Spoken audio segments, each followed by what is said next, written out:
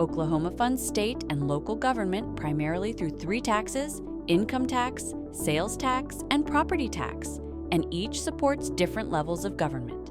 Income tax is the state's primary revenue source. It funds state agencies, public safety, health services, and education. Legislative decisions determine how those dollars are allocated, including support for local communities. Sales tax is collected on purchases. The state takes 4.5%, and cities add their own rate.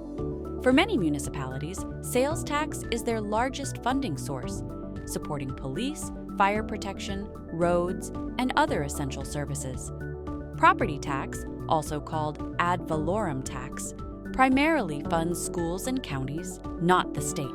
It's calculated by property value times millage rate. Because property taxes directly fund education and local government operations, policy discussions often focus on balancing taxpayer relief with maintaining reliable funding for schools and essential services.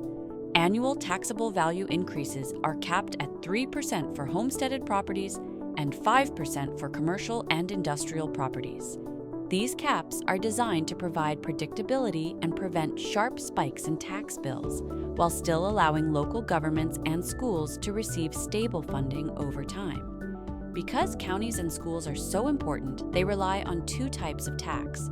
Counties rely on property tax and sometimes sales tax for roads, jails, and public services. Schools receive property tax plus state aid through a funding formula designed to balance resources across districts. As policymakers consider proposals to eliminate property taxes or further reduce income taxes, an important question emerges. How would schools and public services be funded? Because each tax supports different parts of government, changes to one revenue source often require adjustments elsewhere, whether through alternative taxes, spending reductions, or new funding mechanisms.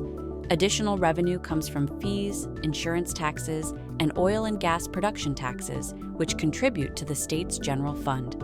That's the basic picture.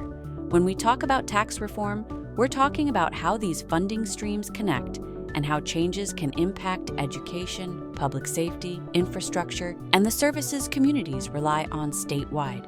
While decreasing taxes is politically popular, making changes to the system shouldn't be taken lightly.